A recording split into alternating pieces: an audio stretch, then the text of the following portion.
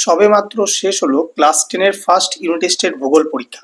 কেমন ধরনের প্রশ্নপত্র এসেছে, আমাদের সাজেশন থেকে কতখানি কমন এসেছে, তা সবটাই আমরা এই ভিডিওতে দেখে নেব।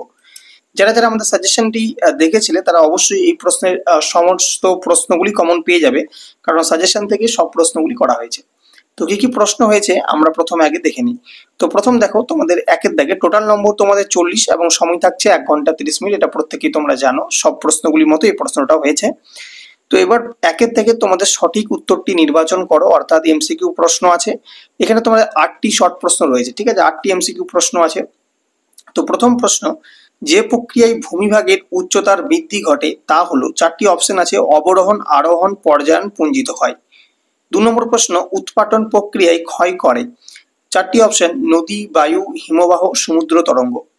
3 নম্বর প্রশ্ন, দুটি নদী অববাহিকার মধ্যবর্তী উচ্চভূমিকে বলে, 4টি অপশন, দোয়াব, নদীর উৎস, জলবিভাজিকা, জলপ্রপাত। 4 নম্বর প্রশ্ন, রাজস্থানের চলমান বালিয়াড়িগুলিকে বলে থেরিস, শিব, ধাঁধ, ধেরিয়ান। প্রথমে বলে রাখবো যে এখানে যে প্রশ্নের অ্যান্সারগুলি দাগ দেওয়া রয়েছে সেইগুলোর দিকে তোমরা ধ্যান দেবে না, এই কারণে কারণ এগুলো যেহেতু ছাত্রছাত্রীরা করেছে, তা একেবারে যে সঠিক হবে তা কিন্তু আমি নিশ্চিত নই। সুতরাং সেই প্রশ্নের উত্তরগুলি করবে না, তোমরা শুধুমাত্র প্রশ্নগুলি দেখে রাখো কি ধরনের আসছে, তাহলে তোমাদের পরীক্ষাও সেইভাবে তোমরা প্রিপারেশন নিতে পারবে এবং এই প্রশ্নগুলি প্র্যাকটিস করে রাখবে যাতে তোমাদের ফাইনালও অনেক কাজে লাগে। 5 দাগের প্রশ্ন, যে ভারতের নবীনতম রাজ্যটি গঠিত হয় 1999 সালে, 2000 সালে, 2001 সালে, 2014 সালে। 6 নম্বর প্রশ্ন, দক্ষিণ ভারতের সর্বোচ্চ শৃঙ্গ, অমরকন্টক, আনাইমুদি, দোদাবেতা আর ভাবুলমালা। 7 নম্বর প্রশ্ন, চেরি ব্লুজমস দেখা যায় কর্ণাটকে, তামিলনাড়ুতে, অসমে, মহারাষ্ট্রে। এবার হচ্ছে 8 নম্বর প্রশ্ন, মরুভূমি অঞ্চলে শুষ্ক মৃত্তিকাকে বলে পর্জল, চার্নোজম, ভুর, সিরোজম।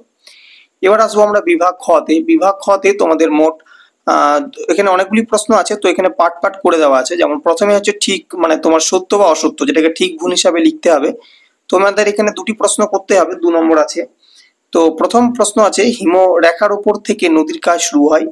2 নম্বর, পাঞ্জাবের নবীন পলিমাটি বেট নামে পরিচিত। বিয়ের দাগের শূন্যস্থান পূরণ আছে, দুটি আছে, 2 নম্বর আছে, ঠিক আছে। জলপ্রপাতের তলদেশের গর্ত ড্যাশ প্রক্রিয়ায় সৃষ্টি হয়। 2 নম্বর, ভারতের ড্যাশ উপকূলে বহু কয়াল দেখা যায়। আচ্ছা, এরপর হচ্ছে পরবর্তী পেজ। পরবর্তী পেজ দেখো, 2 নম্বর পেজে তোমাদের একটা ম্যাচিং আছে, ক স্তম্ভ এবং খ স্তম্ভ ম্যাচ করতে হবে। 3টি আছে, 3 নম্বর। তো প্রথমে আছে ক স্তম্ভে আছে নর্মদার উৎস, নামচা বারোয়া, হিমশিরিতে সৃষ্টি হ্রদ। আর এইদিকে খ স্তম্ভে আছে প্যাটার্ন স্টার, অমরকন্টক, পূর্ব হিমালয়ের শৃঙ্গ। এবার হচ্ছে ডি এর দাগ। ডি এর দাগে 2-1 কথায় উত্তর দাও, একটাই প্রশ্ন আছে, 1 নম্বর, ভারতের দীর্ঘতম হিমবাহ কোনটি? ঠিক আছে। আচ্ছা, এবার হচ্ছে বিভাগ গ। বিভাগ গ তে তোমাদের 2 নম্বরের প্রশ্নের উত্তর করতে হয়। মোট এখানে 4টি প্রশ্ন করতে হবে, 8 নম্বর থাকবে। তো প্রথম প্রশ্ন, পর্যায়ন কাকে বলে? অথবা দিয়ে দেওয়া আছে ষষ্ঠ ঘাতের সূত্র বলতে কি বোঝো? দুটির মধ্যে একটা করতে হবে। 2 নম্বর প্রশ্ন, লোয়েসের সংজ্ঞা দাও। অথবা দিয়ে দেওয়া আছে ডিমের ছুরির মতো ভূমিরূপ কাকে বলে? 3 নম্বর প্রশ্ন, বহুমুখী নদী উপত্যকা পরিকল্পনা বলতে কি বোঝো?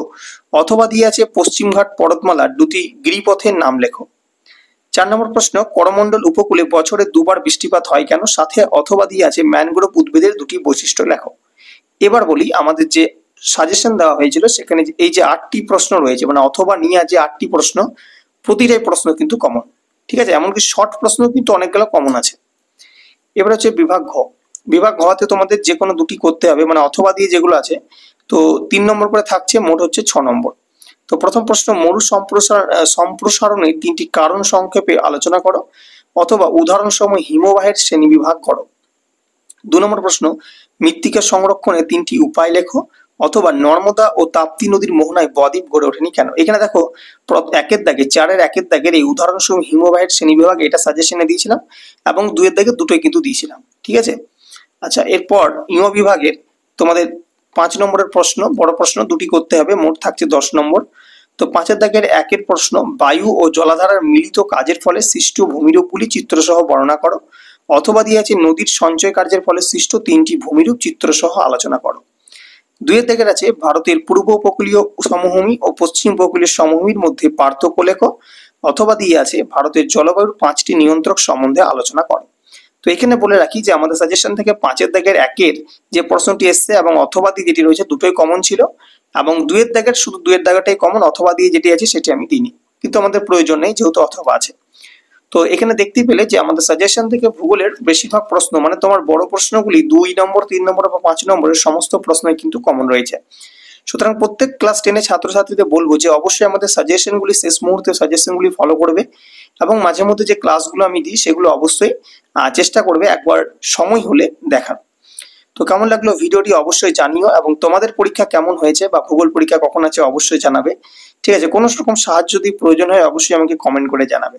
তো ভিডিওটি যদি ভালো লেগে থাকে অবশ্যই লাইক করবে এবং যে সকল ছাত্রছাত্রীরা আমাদের চ্যানেলে নতুন বা আমাদের নতুন ভিডিও দেখছো তারা অবশ্যই কিন্তু চ্যানেলটিকে সাবস্ক্রাইব করতে একেবারেই ভুলবে না।